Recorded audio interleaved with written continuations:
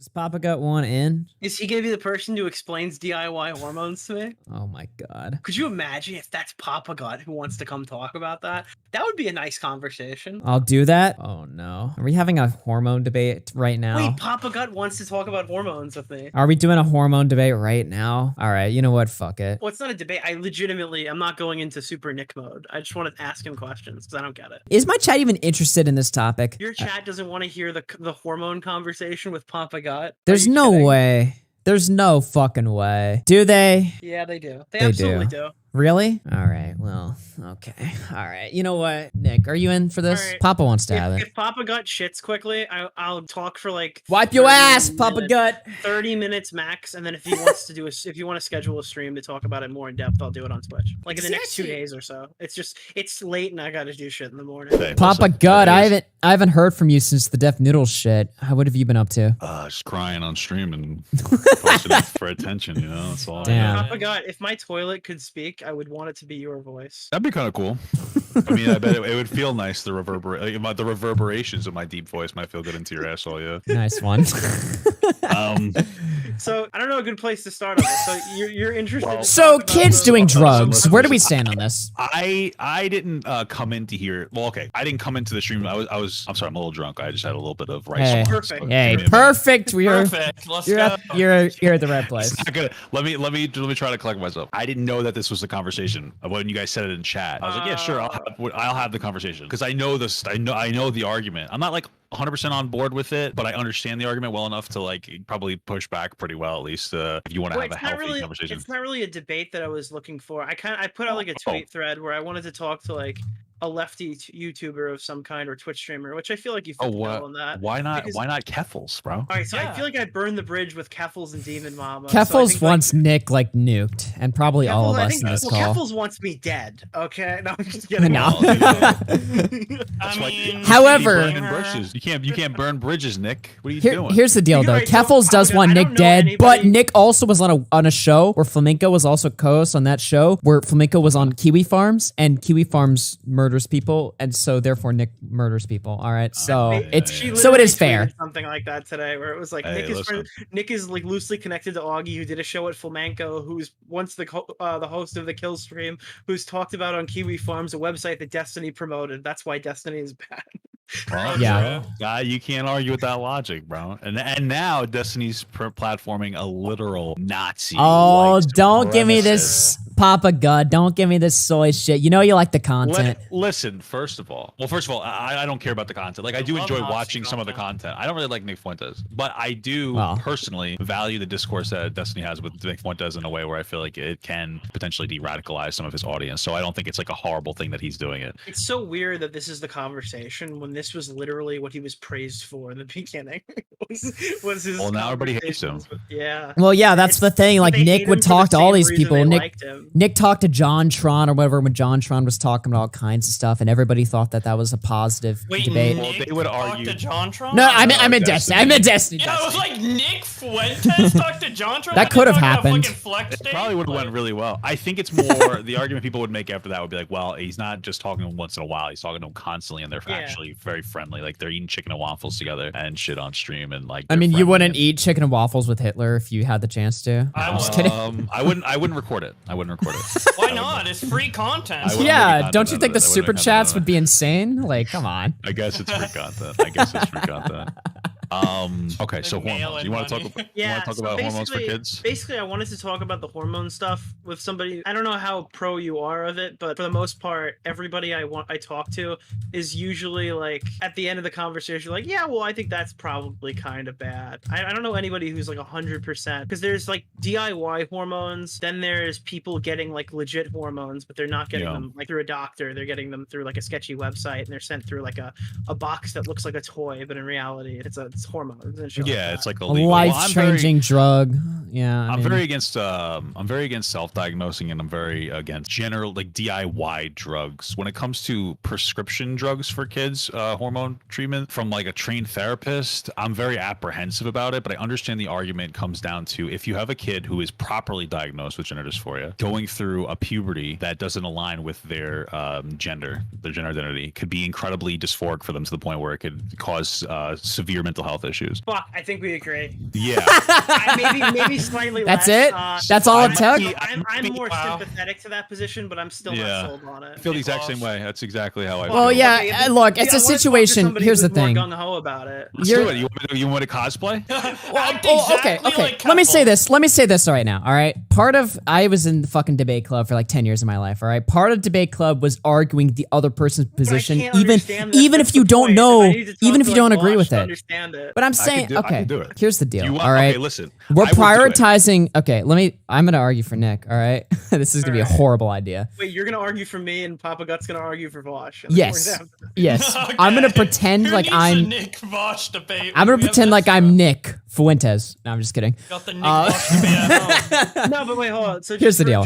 Just for fucking, let me just like outline my point now, just so we kind of see if we agree. Right. So yeah, typically I'm against, like, I don't understand the use of DIY. I explained before, a person, I don't believe they're doing DIY. I think they've just gotten it without consent or through a doctor or anything like that. There's like a YouTuber I was talking to. I go, well, why don't you do this through a doctor? And they said, like, well, because they won't give me the dosage I feel I require, which was a very startling answer for me. Yeah, taking matters into their own hands into something that's gonna, and radically. it's just like, so typically when I think it's like, I'm concerned with a child transitioning in general, but I'm kind of quelled knowing that a medical professional stands between them and doing that. And I know it's not like you go there, you pick up medication the first day, and now suddenly you're on puberty blockers. This is like a lengthy screening process that goes through it or whatever. So like, I'm not going to argue that as much, because then I'm just arguing against like common medical practice and stuff like that. It makes me uneasy. I don't know if I would necessarily say I support it. I more accept it. But when it comes down to DIY stuff and taking stuff without a doctor's permission, it's just, I can't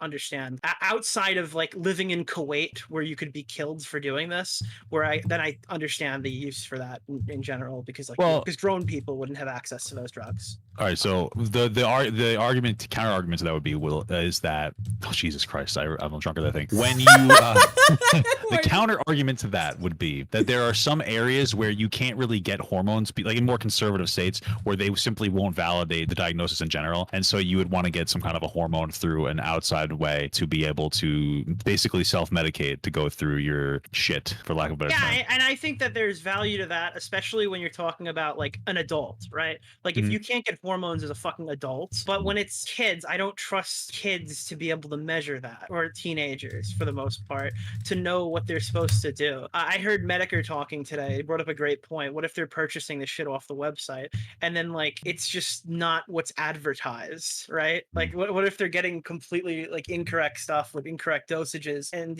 like that's the risks I'm seeing here. Well, yeah, but then who cares? It's just some trans kid that dies. I'm just kidding. Okay, dude. I'm kidding. Good point. Jesus Christ. Okay. I'm kidding. I got a donation coming in here. This is from somebody who disagrees with this argument completely. The argument is a non-starter. None of you are addressing the fact that affirming someone's gender dysphoria is not treating ailments, mental of physical. You're essentially saying that their mind is correct about thinking that it is in the wrong body. Is it? Okay. God, did you listen to the Destiny debate where they talked about male brains and female brains? I didn't listen to that specifically. What I will say though is that like the gender, it sounds like what that person said is that giving somebody hormones to treat gender dysphoria is not the correct way to go. Is that what they're saying? Because like it is. Yeah, well, it's basically, okay, this is the argument, right? Is like you were talking about how children are sitting there saying that like, I believe that my brain is in the wrong body. And they're basically sitting there saying that like, look, regardless of what the kid thinks, is this treatment of just validating this sort of thing, is that the correct way to go, right? Because if you're 18, I think most of us agree that, all right, do whatever the fuck you're 18, you can make your own decisions. Did they specifically say kids, or are they talking about people in general? Well, we're talking about kids, so I want to focus on that. Like the donation, I didn't know if that was their argument was kids. The donation, fundamentally. I think it's just they're talking about the argument we're having, which is about kids. So I they think don't they're believe talking in about trans kids. people. Well, I think that's the argument they're making, but I'm saying like there is something that could be said here, right? Which is that kids don't know necessarily what is going on in their brain, right? So a kid might think, I have gender dysphoria, I need this treatment. But how do we know that that's actually what's going on there? And how do we know that giving them these fucking life-changing hormones or puberty blockers is going to to be the correct course of action there. And also another thing people say, puberty blockers, they're reversible or whatever. Like if a kid takes puberty blockers, they can go for puberty at like a later stage of life and nothing fucking happens. I don't know if that's the case or not. Like that to me, that seems kind of wild. But again, I don't know any. Seems kind of sus to me too. But Yeah. So to both those arguments, the first thing, they'd have to be properly diagnosed, and that can get really difficult. I have a friend who's a detransitioner. They got diagnosed when they were like in their teens, and I think I listened to that conversation you had with them. If it's the same person I'm thinking of.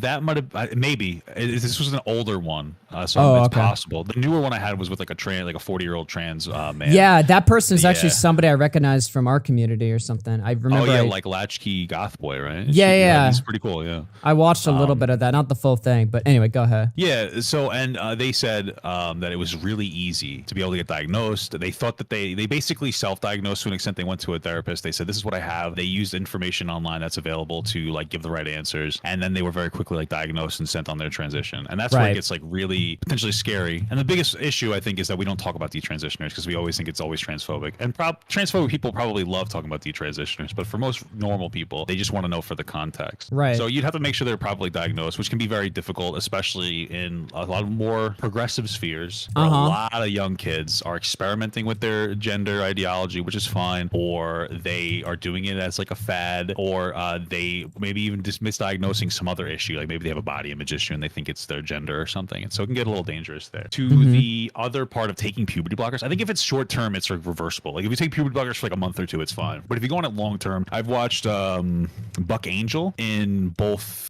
their conversations and also in the porn. And what's the other trans conservative person's name? Blair White. They always talk about how like it can stunt like your penis growth to make it so you can't even like create a vagina as a trans woman, and things like that, potentially make it so you can't be fertile in a long-term perspective. I don't know if those are true, but it kind of makes sense if you don't go through puberty that you may not be able to have your full I mean, a lot of people will say like, oh, well, the fucking, puberty blockers or whatever, like, reversible or whatever. If you regret it, you could just go through puberty at a later stage and nothing will happen. Again, like, I don't see any fucking data on this because it's almost impossible to find shit on this, at least for me. Maybe I suck at research, but it's just like, I don't know if that's necessarily the case. I feel like a lot of people are very quick to dismiss arguments that don't 100% support the idea that like, oh, you have gender dysphoria right now, you must transition, this is the correct course of action. It's like, well, is it? Fuck, I don't know. Yeah. And given how quick people are to dismiss like any other part of the conversation, especially when it comes to kids, it makes me a little bit suspicious, right? Again, I'm not a fucking hateful person. I don't fucking care, but I'm also somebody that's like, all right, wait till you're 18, figure shit out or whatever. Look, even when you are 18, look, I'm 21, okay? And I don't know what the fuck I'm doing, okay? I'm just gonna be 100% honest with you guys, all right? But at 18, you are a legal adult. You are at the stage where now it's your responsibility to make your decisions, right? A fucking 12-year-old or a 15-year-old or even younger. I mean, we're talking about Keffels, right? They transitioned to like 6 years old. At the very least, that's what they claim, right? And I guess, sure, it worked out for them. Medically, they had to have done like, they probably did socially. So Keffels was extremely wealthy and went to a different country for a surgery.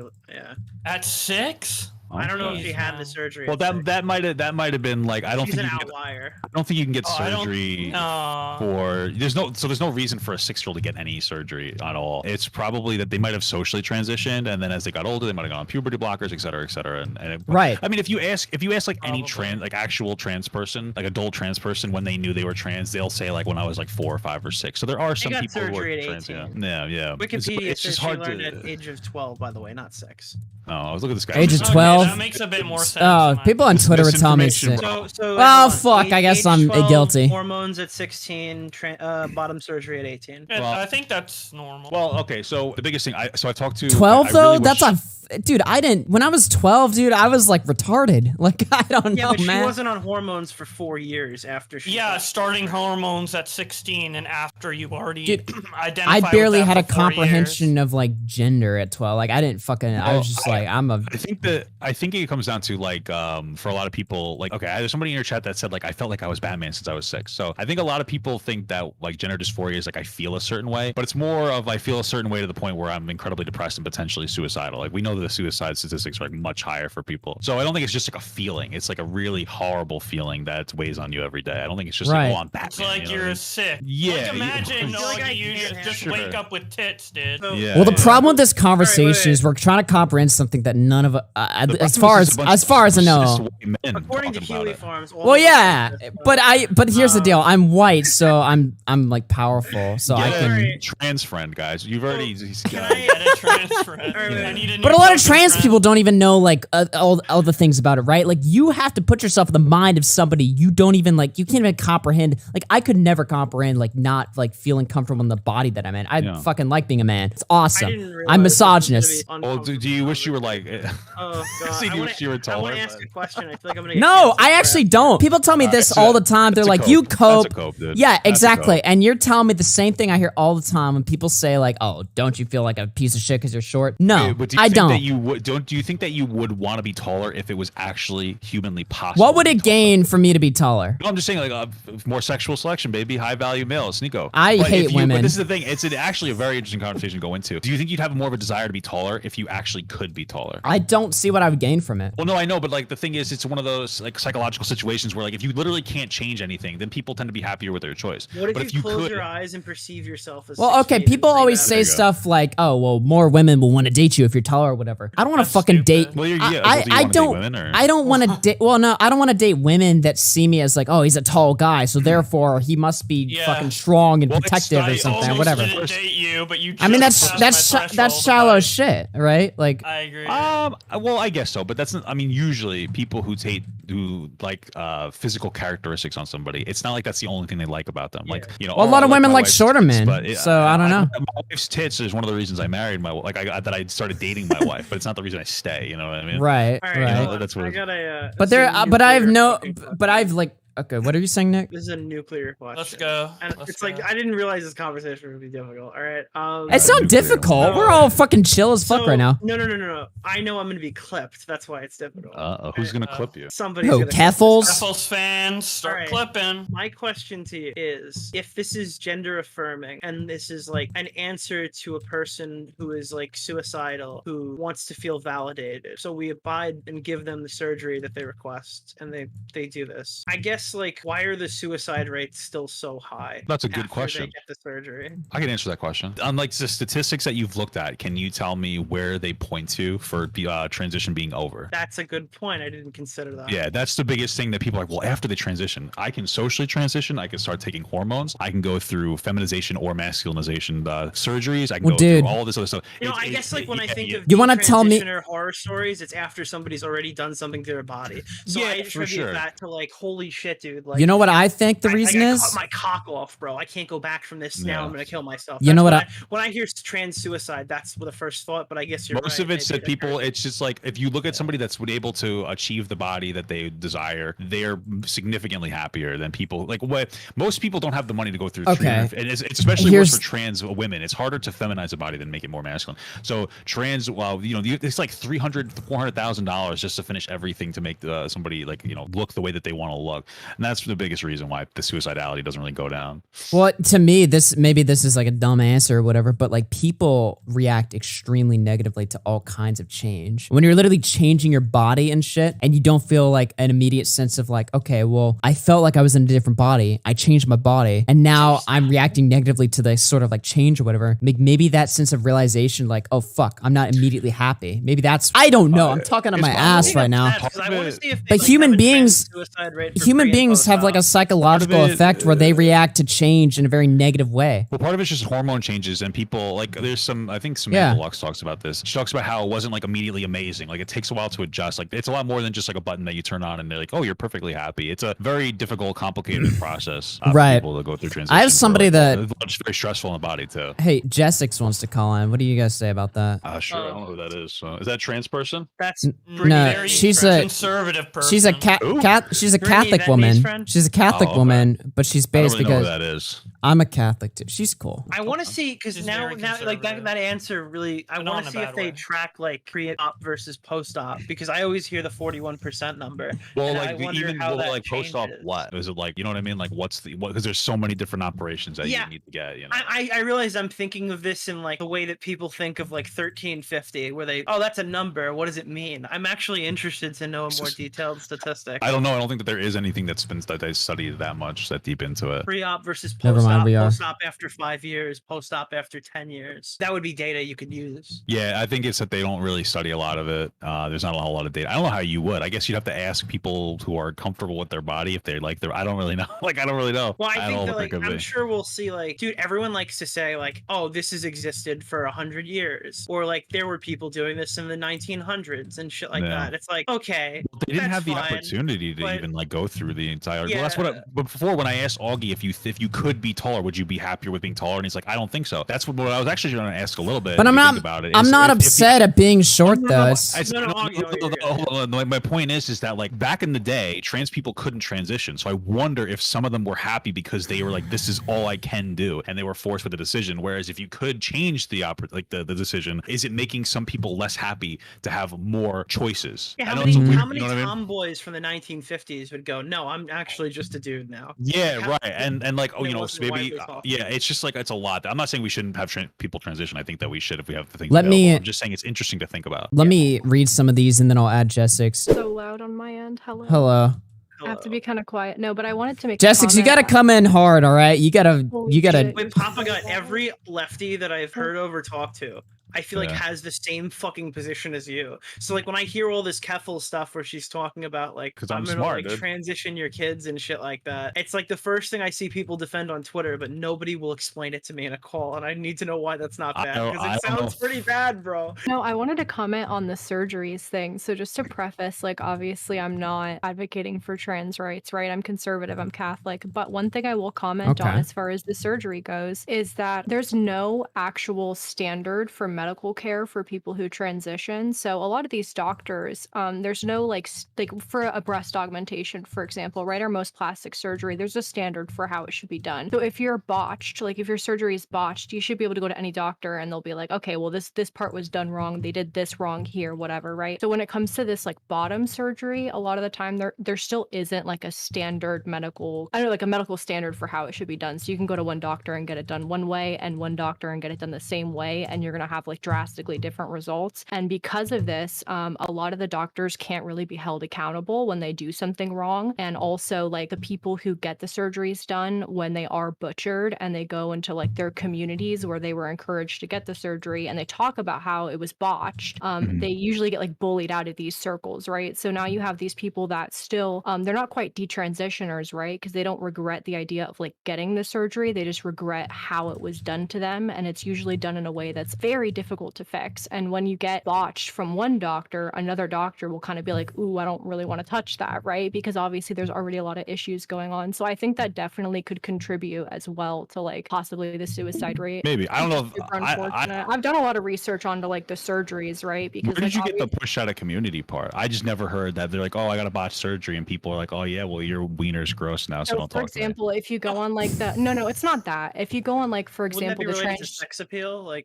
if if you were to go on like the transgender surgery subreddit, right? It's a bunch of people talking about their transition surgeries. So they'll talk about their bottom surgeries, their mastectomies, hysterectomies, phalloplasty, vaginoplasty. These are all the different surgeries you get that fall under gender affirming care. So they'll go into these communities and everybody's sharing results, talking about what doctors are good, what doctors aren't good, etc. And some people will get their surgeries done and they have a slew of issues. So I don't want to get into the graphic details, but there's plenty of things that can go wrong when you try to change things in a way than they naturally are. And this is true of even just regular plastic surgery. I mean, something can go wrong in a boob job, like standard things that happen all the time, but especially in a surgery like this that doesn't have a standard of care. So somebody will go to a doctor that maybe the community sees as like a good doctor, like, oh, well, he did my surgery, or oh, he did my surgery. Oh, this is a great doctor. And you go in there after you've had, a botched job done, and you'll say, oh, this doctor really messed me up. And people will be like, oh, well, you should be happy that you got it done at all. I'm still waiting on my surgery. Or, oh, no, this doctor's perfect. And and you basically get downvoted to hell, and people will message you saying you're not allowed to talk about this doctor. Your post gets deleted off the subreddit and things like that. And then even if you go into some of the other subreddits, like there's ones for detransitioners, if you're not like very specific with your wording, you can even get removed there for, you know, like if you say like, oh, this surgery is terrible, you should never have it done, they'll just remove your post, you know, because it's still considered transphobic. So there's, you know, you do get kind of ostracized from your community when you have issues like this. And I've seen it happen. Like I've followed this stuff pretty closely, like I said, because I just want to know about it. I don't want to like shut myself off from what's happening on either side just because I disagree with it. So I follow it to know like, okay, are people getting surgeries that are helping them? Are people improving their lives with these surgeries that they're getting? And I'm not going to say that nobody is, right? But it is still an issue that like there isn't a really good standard for medical care for people when they get the surgeries. And there are doctors that will, I don't want to say like blacklist people from getting help, but like I said, if your doctor isn't helping you anymore, they say, oh, listen,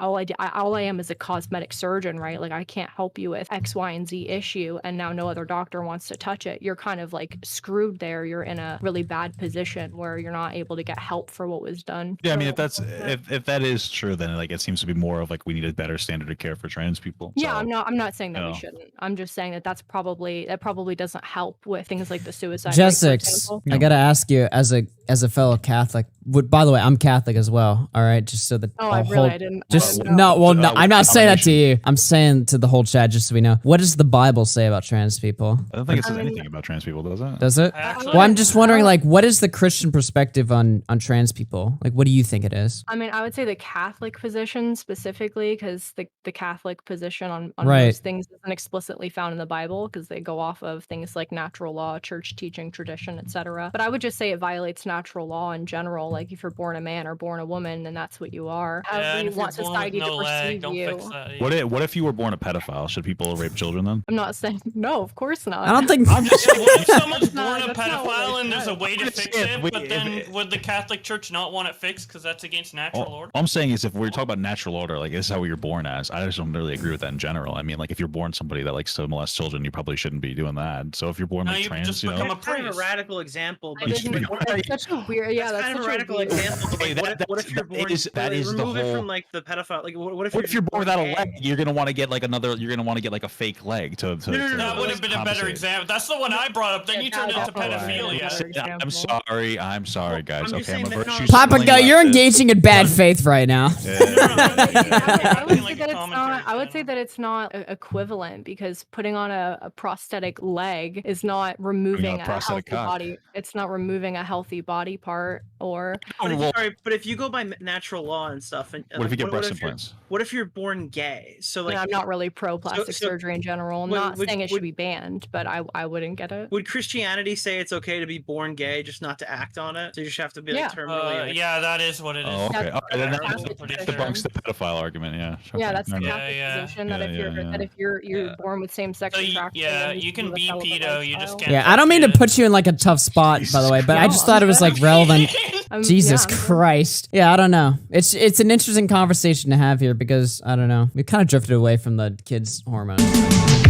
RFC After Hours is a live trending issues and entertainment broadcast with co-host Bowblax, broadcasted every weekday, Monday through Friday, starting at 6:30 p.m. Central.